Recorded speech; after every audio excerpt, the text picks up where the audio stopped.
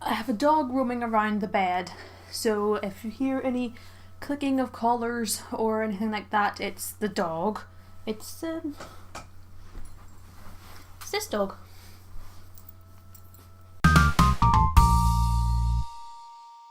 Hi guys, it's Rebecca and welcome to my channel, and today I'm going to be revealing my cosplay plans for this con season.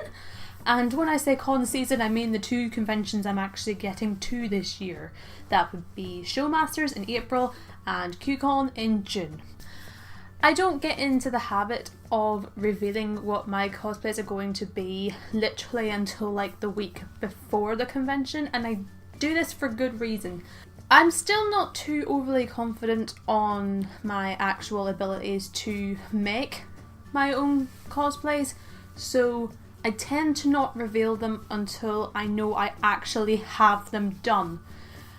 That way, if something goes wrong and it turns out I can't actually do that cosplay, at least that way the only person who knows about it is me, compared to all of the ones that have seen it on any of the Facebook groups I'm in, or even just on my Facebook page in the first place. It's probably not as big a deal as I make it out to be, but I don't like saying I'm going to do something and then end up not getting it done. So this year I'm kind of hoping that if I reveal them ahead of time, it means that I will actually get them done, and I really want to get these ones done this year. I had previously stated in a couple videos ago that for Showmasters I was only going to use one of my old cosplays because Showmasters is only going to be on for one day this year. I was going to reuse my Merida cosplay, which was, I think it was actually the first cosplay I ever 100% made myself, and it actually turned out quite okay. There was a few bits in it that I maybe wanted to fix, but the only person who would probably know about those things is me, because you can't really tell from looking at a photo of it. Amy and I decided that this time we were maybe going to do something simple, but we still wanted to get a new cosplay out anyway. So along with Amy, this year for Showmasters we are going to do Belle and Cinderella, but just their regular outfits, because I've kind of figured that they're almost the exact same dress and they're both fairly simple to do. So that should be fairly easy. We've both done steampunk versions of them before, but it was like of their actual like ball gown outfits. But this time we're just going to go for the casual everyday outfit, and it shouldn't be too hard to pull off. Those aren't the ones that I'm concerned about. The ones that I'm kind of worried about are the ones that I'm going to be doing for QCon. Because I did say that I plan to go very big this year, and I did mean that. I'm going to try, and I mean try, to do Yuna from Final Fantasy X. Now, this is something that I've been wanting to do for probably since I started actually going to cons. There's a video on my other channel, Skiltmon, where it was me and Amy doing the cosplay tag, which I will link in the description, where I listed some of the cosplays that I wanted to actually do. I've done the majority of them. The only one I haven't done yet is Yuna. And looking through the infinite space that is YouTube, I've actually found quite a few handy tutorials on how to actually achieve her look. So I'm not actually too concerned about that one. It's a basic pleated skirt. The top seems fairly simplistic, like a halter neck design. The only thing that's kind of, it intimidated me to start with, but the obi, which is the band around the middle, I've now just discovered it's basically just a big band and a big bow at the back, which I can make detachable. So that one's not freaking me out as much as what the other one is going to.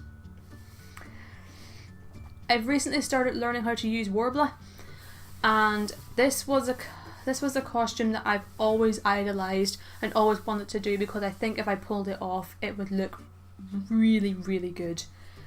I'm trying to do Princess Zelda from Twilight Princess.